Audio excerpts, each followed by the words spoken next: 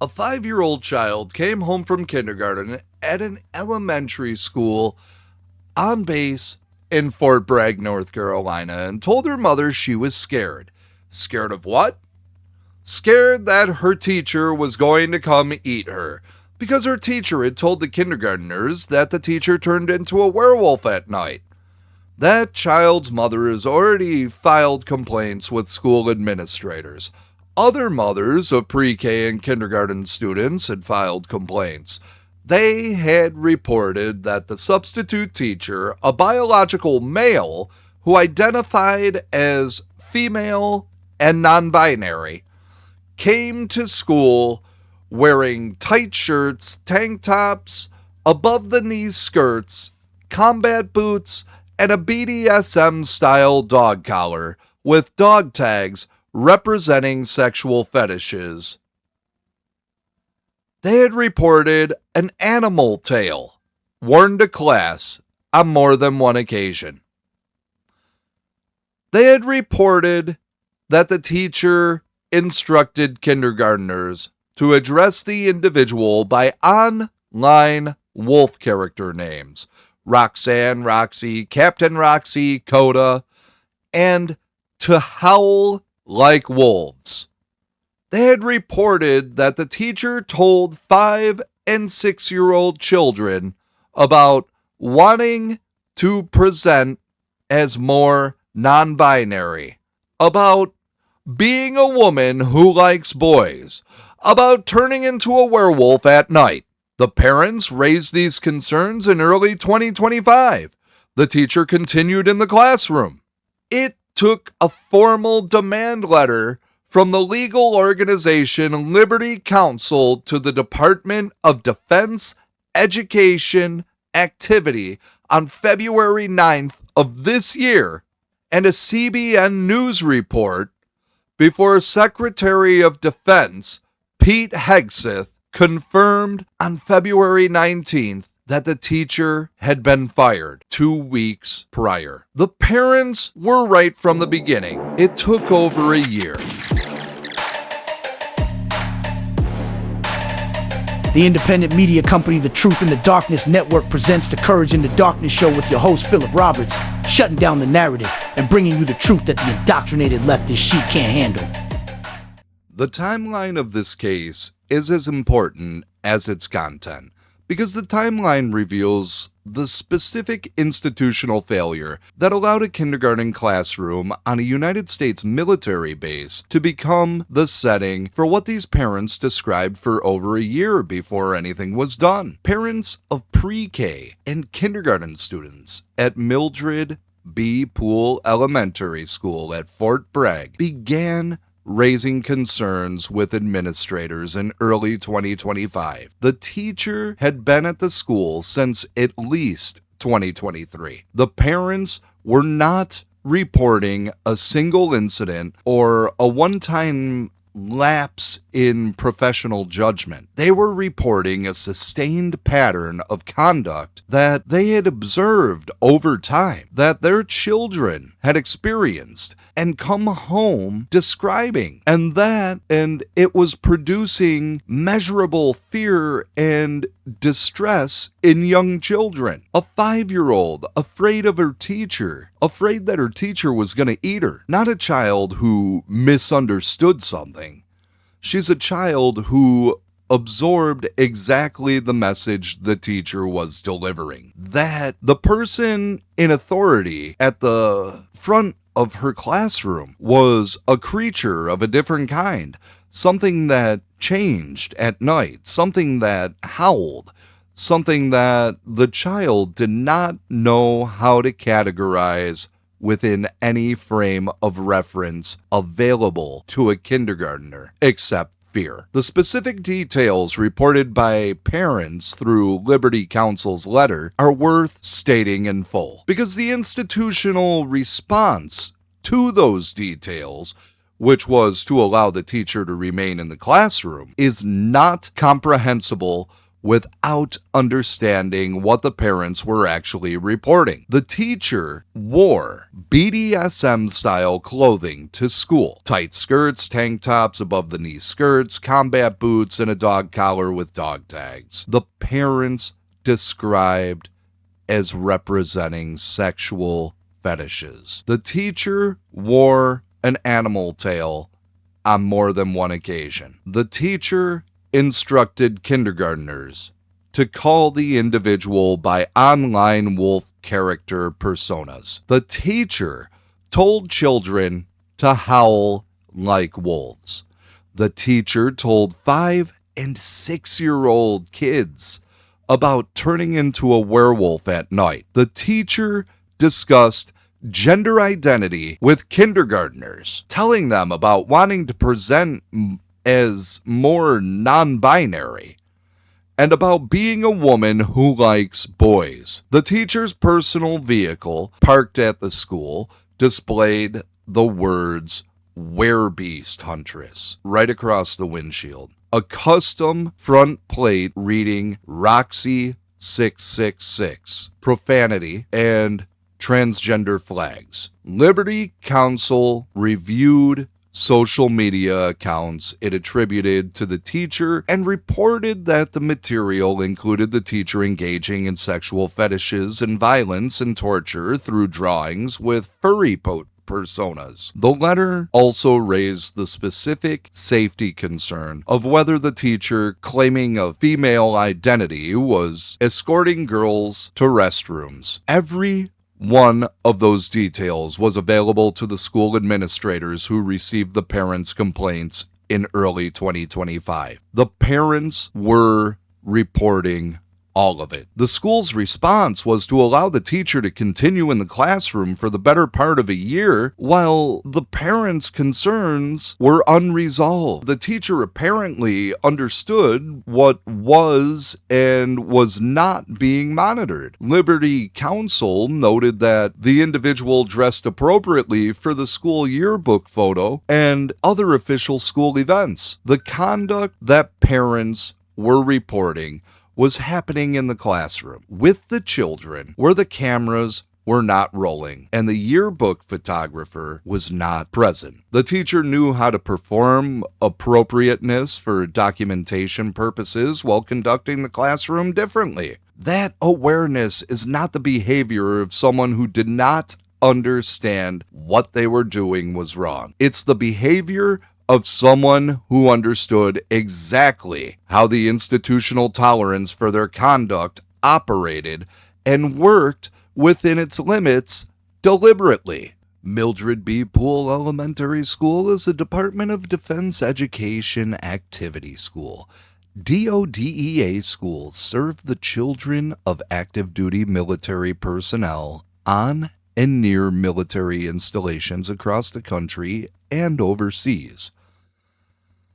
The parents whose children attend these schools are not civilians in a position to simply move to a different school district if they're unhappy with the local public option.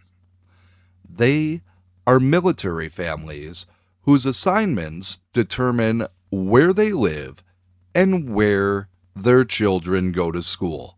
The DODEA system is not optional for them the way a school district is optional for a family with resources and residential flexibility. It is the school their child attends because the United States military assigned their parent to Fort Bragg. And this is the school that's on Fort Bragg. That captive audience dynamic is part of what made the institutional failure here so severe. The parents raising complaints were not exercising the consumer power of families who can pull their children and enroll elsewhere as a consequence signal to the district. They were filing complaints through the administrative channels available to them within a system they had no practical ability to exit, hoping that the institution responsible for their children's safety and education would respond to documented concerns about a teacher's conduct with urgency and accountability. It did not. For the better part of a year, it did not. The question of why requires honest engagement with the institutional culture that DODEA was operating within when these complaints were filed. The Biden administration's Department of Defense had embedded gender identity policies throughout the military's institutional culture. Policies that extended to the school system serving military families that created formal protections for transgender and non-binary employees. And that established the ideological context within which school administrators evaluated complaints about a transgender teacher's conduct. An administrator receiving a complaint about a transgender substitute teacher's attire, persona, and classroom behavior in 2025 was operating in an institutional environment that had spent several years signaling that scrutiny of transgender employees was a sensitivity concern requiring caution. The parents' complaints were about real, documented, observed behavior. The institutional filter through which those complaints passed was shaped by an ideological framework that treated their concerns as potentially discriminatory rather than legitimate. This is not speculation about administrators' individual motives. It's a description of the institutional environment the Biden administration deliberately constructed. One in which the protection of transgender employees from scrutiny was a formal policy priority, and in which complaints about a transgender employee's conduct would be processed with that priority framework rather than on the straightforward basis of, is this appropriate behavior around kindergartners? The answer to that question for any rational adult examining the reported conduct is unambiguously no. The institution did not arrive at that answer for over a year. The ideological environment it was operating within explains why. Liberty Counsel's February 9th demand letter addressed to DODEA changed the calculus by introducing legal accountability exposure and public documentation. Within 10 days of that letter, the teacher had been fired. A firing that Secretary Hegseth confirmed had occurred 2 weeks before his February 19th post, meaning the termination happened almost immediately after the demand letter was sent. The institution that had not acted on parents' complaint for the better part of a year acted within days when a legal organization put the conduct in writing and made clear that continued inaction would have legal and public consequences. That response timeline is the institutional confession. The complaints were not the problem. The institutional will to act on them was the problem, and it required external legal pressure to produce it. This episode is not primarily about a fired teacher or an institutional failure. As important as both of those things are, it's about the mothers who showed up and kept showing up even when the institution told them, through its inaction, that their concerns were not worth acting on. These are military families, the parents of children at Fort Bragg's elementary school are, in many cases, the spouses of active duty soldiers, people living with the specific pressures of military family life, with deployments and relocations and the particular social dynamics of a military community, where the institution is not just your child's school system, but a significant part of your entire social and professional world. Filing formal complaints against a teacher in that environment, persisting when those complaints go unaddressed, contacting an outside legal organization to force institutional accountability. These are not low-cost actions for a military family. They carry social risk in a community where the chain of command runs through the same institution you're challenging. The mothers who did it anyway deserve to be recognized for the courage that required. The child who told her mother she was scared the teacher was going to come eat her is 5 years old. She doesn't have the developmental framework to process what was happening in her classroom in the terms that adults use to analyze and categorize it. She processed it in the only terms available to her: fear. Her teacher described transforming into a predatory creature at night, told the children to howl, wore clothing and accessories that signaled a different kind of person than any adult the child had encountered, and existed in that classroom with institutional authority. The authority that every kindergartner understands as the authority of the adult at the front of the room who tells you what to do. The fear that child carried home is not a metaphor for cultural concern. It's the documented emotional response of a 5-year-old to an adult who was behaving in ways designed to confuse, unsettle, and reshape the perceptual world of the young children in the classroom. The parents of those children are the ones who stood between their children and the continued operation of that classroom. When the school didn't act, they escalated.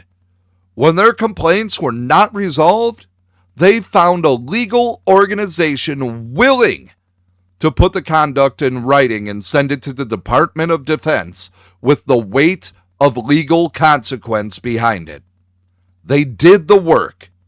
They persisted through the institutional resistance that is designed, whether consciously or not, to exhaust parents who raise concerns about protected employee conduct until they give up. They didn't give up, and their children are not in that classroom anymore. The outcome should be named as a victory for parental courage in exactly the same way that Notre Dame Bishop's resistance was named as a victory for institutional courage. Different arena, different mechanism, same underlying act. Faithful people refusing to accept that an institution's ideological commitments are more important than the safety and formation of children. The Fort Bragg case does not exist in isolation. It connects directly to the pattern that this show has been documenting across multiple episodes. The systematic introduction of ideological and sexual content into the educational environments of young children, protected and defended by institutional frameworks that treat parental objection as the problem rather than the conduct parents are objecting to. The Loudoun County case involved a school district that allowed a biological female to enter a boys' locker room and record male students, then investigated the boys who objected for sexual harassment. The Hermantown case involved a geography curriculum telling 8th graders that federal law enforcement agents are kidnappers. The Olentangy counselor case involved a school employee using her position to participate in political demonstrations against federal law enforcement during a student walkout.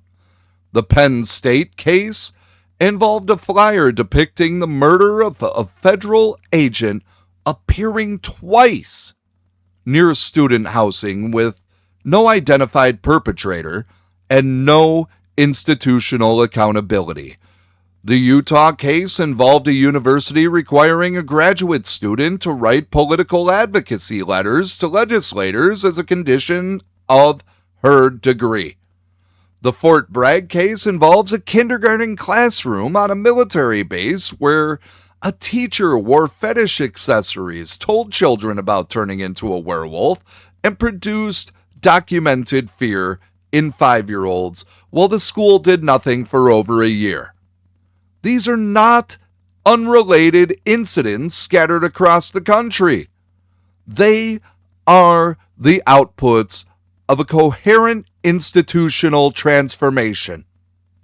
The deliberate capture of educational environments at every level by an ideological framework that has redefined the purpose of education from the formation of minds and the transmission of knowledge to the reshaping of children's identities, beliefs, and understanding of the world.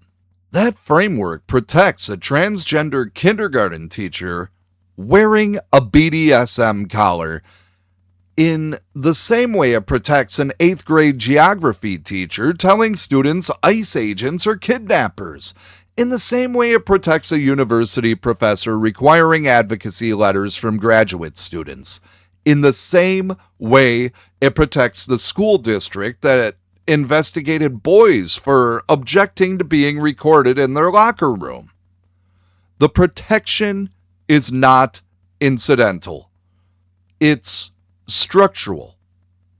The framework is designed to be difficult to challenge, to exhaust the people who try, and to generate institutional consequences for those who persist.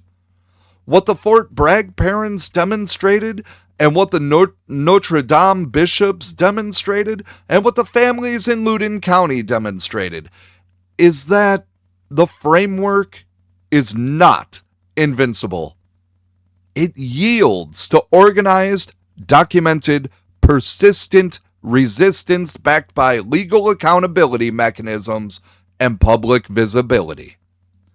The parents who file the complaints contact the legal organizations, go to the school board meetings, call the federal representatives, and refuse to be exhausted into silence are not fighting a losing battle. They're fighting a battle that can be won, that has been won in these specific cases, and that requires only the will to keep fighting it. Every parent listening to this show right now has children in educational environments somewhere on this spectrum. Some of those environments are healthy. Some of them are not. The question is not whether the institutional framework that produced the Fort Bragg classroom exists in your school.